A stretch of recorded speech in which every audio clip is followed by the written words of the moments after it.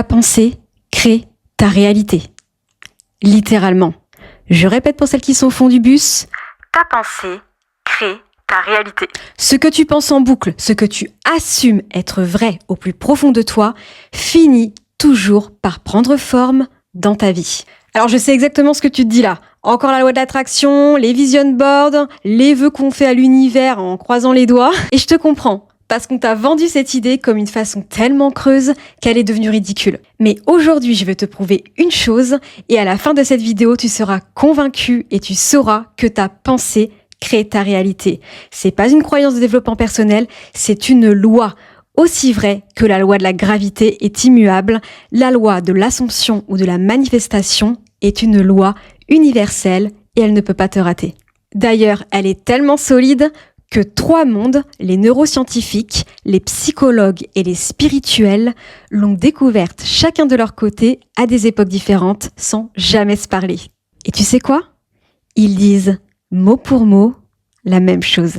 Je vais te montrer mécanisme par mécanisme, au point qu'à la fin de cette vidéo, même ton pote le plus cartésien va devoir l'admettre. Tu ne subis pas ta vie, tu la crées littéralement de ton monde intérieur. Moi, c'est Charlotte, je suis fondatrice de la méthode Reset. Concrètement, c'est quoi ? C'est j'accompagne des femmes qui ont tout compris à leur schéma amoureux, mais qui retombent quand même en boucle dans les mêmes histoires. Des partenaires indisponibles, de la peur de l'abandon à la dépendance affective, ce besoin de se suradapter et de s'oublier pour être aimé. Mon métier, c'est les aider à recoder tout ça en profondeur, au niveau du cerveau et du système émotionnel, pour qu'elles arrêtent d'attirer ce qui les détruit, qu'elles incarnent enfin cette femme qui est souveraine, qui reprend le pouvoir sur elle et in fine, sa vie amoureuse. Première chose que je veux que tu comprennes, sache que tu manifestes tous les jours depuis ton enfance. Oui, entends-le bien. Tu es créatrice de ta propre réalité, c'est-à-dire que même les choses négatives, oui, tu les as manifestées parce que tes croyances se reflètent dans ta 3D, donc autrement dit, ta réalité physique. Je te donne des exemples tout bêtes. Tu étais persuadée que tous les hommes te trompent. Tu étais persuadée qu'ils allaient tous te quitter. Bravo Mago, t'es une pro de la manifestation. Eh bien oui, tu l'as manifesté.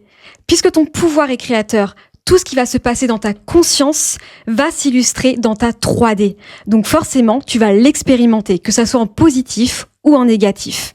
Tu as même déjà peut-être essayé de manifester, sauf que tu n'arrivais pas. Je vais t'expliquer pourquoi.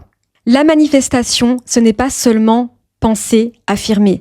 C'est aussi vivre depuis cet état. En fait, te dire, peu importe ce qui se passe dans ma réalité physique, dans le monde que tu expérimentes, tu es déjà dans la finalité, tu l'as déjà. Et donc vivre avec cet état de finalité, que tu as déjà ta manifestation. En fait, il faut que tu penses depuis cet état. Tu le ressens et tu l'assumes comme déjà vrai. Et quand tu deviens cette personne-là, il se passe une réaction en chaîne dans ton cerveau, dans ton comportement et dans la façon dont les autres te répondent. Et c'est ça qui change ta réalité. Voilà tout le pouvoir de la pensée créatrice. Ce que tu assumes vrai à l'intérieur, tu le fabriques à l'extérieur. Pas par magie passive, mais c'est bien une loi qui est réelle. Et je vais te montrer niveau par niveau. Et le truc de fou, c'est que ce mécanisme, 3 mondes l'ont déjà découvert. Les neuroscientifiques, les psychologues et les spirituels. 3 langages complètement différents, 3 époques et pourtant exactement la même découverte. Je vais te montrer un par un. Niveau 1, ton cerveau. Niveau 2, ton comportement. Et niveau 3, le plus dingue, un homme qui avait déjà tout compris il y a 70 ans. Ok, on commence par le cerveau, parce que c'est là que les sceptiques vont arrêter de ricaner. Dans ton cerveau, tu as une structure qui s'appelle le système réticulé activateur. C'est ton videur. Tu vois le videur devant une boîte de nuit. Il laisse entrer que les gens sur la liste. Eh bien, ton cerveau, c'est pareil. Il reçoit des millions d'informations par seconde qu'il ne peut pas tout traiter. Donc, il filtre. Et il laisse passer à ta conscience uniquement ce qu'il juge important pour toi. Et là, écoute bien, parce que c'est le truc. Ce qui est sur la liste, c'est toi qui le décides. Avec ce sur quoi tu te focalises. Je te fais une démo là maintenant. Tu connais ça. Tu achètes une voiture rouge et d'un coup, tu vois des voitures rouges partout. À chaque feu, dans chaque rue, elles n'ont pas débarqué pendant la nuit. Elles ont toujours été là. C'est juste que t'as dit à ton videur, les voitures rouges, maintenant, c'est important. Et donc il s'est mis à te les montrer. Pareil pour une femme enceinte qui voit soudain des femmes enceintes à tous les coins de rue. Le monde n'a pas changé, c'est son filtre qui s'est ouvert. Et ça change tout. Parce que ça veut dire une chose. Tu vois pas le monde tel qu'il est. Tu vois le monde tel que toi, tu es. Donc change ce que tu cherches et tu changes littéralement ce que tu trouves. Donc, quand tu assumes d'être déjà la personne qui a la vie que tu veux, tu reprogrammes ton videur et ton cerveau commence à repérer dans le réel les opportunités, les gens, les portes que ton ancien filtre te cachait. Tu crées pas magiquement des choses. Tu commences à voir, à saisir ce qui est déjà là. Deuxième mécanisme, et celui-là, il justifie toute la visualisation. Ton cerveau ne fait pas la différence entre ce que tu lui dis être vrai et ce qui est vrai. Regarde, petit test en direct. Ferme les yeux et imagine. C'est bon ? Ok. Imagine que tu croques dans un citron, bien jaune, bien juteux. Tu vois le jus qui coule. Tu salives là ? Et pourtant, le citron n'existe pas. Mais ton corps, lui, il a réagi pour de vrai. Il sent cette acidité. Et du coup, tu en salives. À Harvard, on a pris 2 groupes. Le premier jouait une suite de notes de piano avec les doigts. Le deuxième l'imaginait, ok ? Juste dans sa tête, sans bouger. Résultat, la zone du cerveau qui commande les doigts s'est modifiée pareil dans les 2 groupes. Le cerveau qui imaginait a changé comme s'il avait joué cette note de partition. C'est exactement pour ça que les sportifs de haut niveau visualisent leurs mouvements avant de les faire. Parce que ton cerveau, une image assez vive, c'est presque une répétition réelle. Pour rester sur le sport et une étude que j'ai vue passer il n'y a pas longtemps, je pourrais même vous retrouver l'article et je vous le mettrai en commentaire dès que je le retrouve. J'ai vu passer un article il n'y a pas longtemps, donc évidemment un article sérieux, sinon je vous en parlerai pas. Comme quoi, ils avaient pris pareil un groupe d'individus qui faisaient du sport, donc de la musculation, que mentalement. Les personnes n'allaient pas à la salle, mentalement, et ils se sont rendus compte au bout de plusieurs semaines que les personnes avaient réellement musclé par uniquement le biais de la pensée. Je vous laisse avec ça. Et le dernier mécanisme, c'est celui qui fait tenir tout. La neuroplasticité. En clair, ton cerveau se recable selon ce que tu répètes. Les neurones qui s'activent ensemble se connectent ensemble. Une pensée que tu répètes, c'est comme un chemin dans une forêt. Au début, c'est broussailleux, puis à force de passer, un sentier se forme, puis une autoroute, et après, tu la prends sans y penser. Le problème ? Ton cerveau fait pas le tri entre une pensée qui t'aide et une pensée qui te détruit. Il câble ce que tu répètes. Donc l'angoisse et la rumination se gravent exactement par le même mécanisme que la confiance. Tu te reprogrammes en permanence, que tu le veuilles ou non.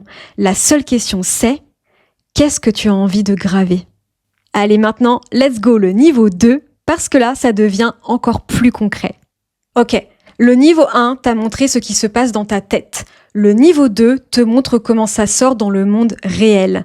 Et là, c'est de la psychologie pure, validée en labo. Ça s'appelle la prophétie auto-réalisatrice. Une croyance, même fausse au départ, déclenche des comportements qui la rendent vraie. Voici l'expérience la plus célèbre là-dessus. On a dit à des profs qu'une partie de leurs élèves, tirés complètement au hasard, étaient des génies sur le point d'exploser cette année. Évidemment, c'était complètement faux, c'était random. Et pourtant, à la fin de l'année, ces élèves-là avaient vraiment progressé plus que les autres. Pourquoi ? Parce que les profs, sans s'en rendre compte, leur donnaient plus d'attention, plus de temps, plus de chaleur, plus d'exigence. La croyance a sculpté le réel. Tu vois où je veux en venir ? Ce que tu crois, toi, change ton comportement. Ton comportement change ta façon dont les autres te répondent. Et à leur réponse vient confirmer ta croyance de départ. Tout comme par exemple, pour te donner un exemple très concret qui peut te parler, tu fais que te dire tout le temps « je suis vraiment trop maladroite ». eh bien, tu vas l'expérimenter dans ta réalité. Puisque tu es persuadé d'être maladroite, sans t'en rendre compte, la loi est la loi, ce que tu assumes être vrai est vrai, donc tu vas l'expérimenter dans ta 3D. Tu vas être maladroite. Encore, prends 2 personnes pour un entretien d'embauche. Même compétence, même CV. La première est convaincue d'être le bon choix, la deuxième est persuadée qu'elle va se planter. La première sourit, regarde dans les yeux, parle posément, parce que pour elle, elle est déjà projetée comme quoi elle est dans sa finalité et qu'elle est déjà embauchée. La deuxième, elle transpire, elle bafouille. Le recruteur lit pas vraiment les CV, ok ? Il lit l'état intérieur. Et c'est l'état intérieur qui décroche le job. C'est pour ça que ça commence toujours par l'identité.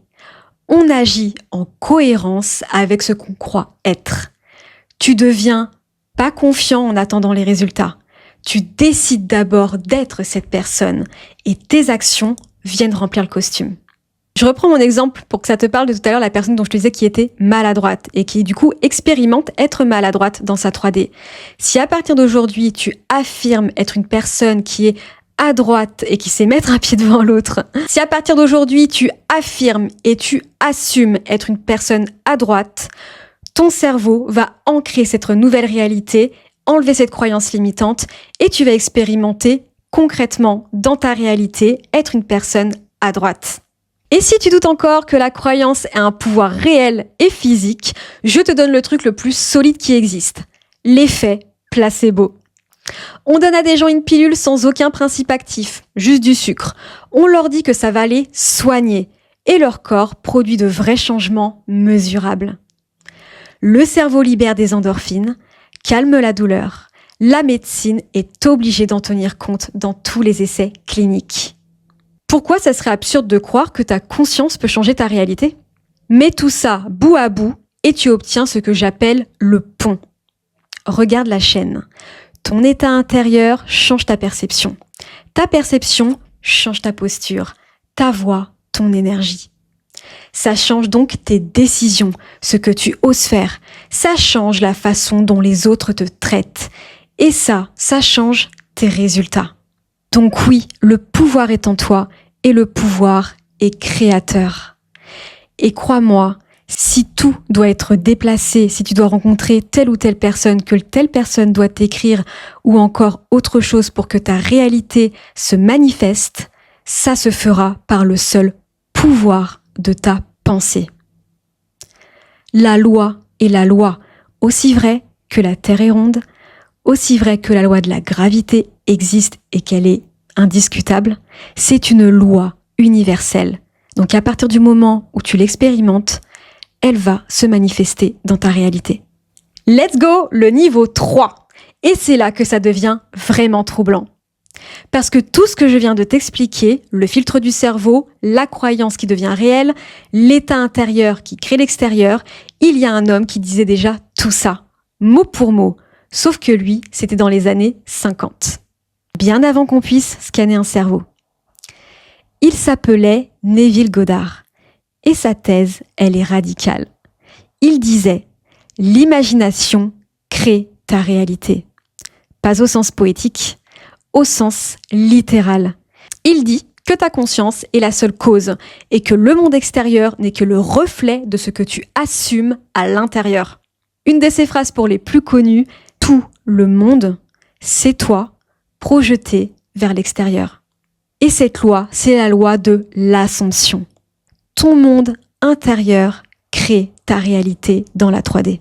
Et ça nous donne la seule phrase que je veux que tu retiennes de cette vidéo. Tu ne reçois pas la vie que tu veux.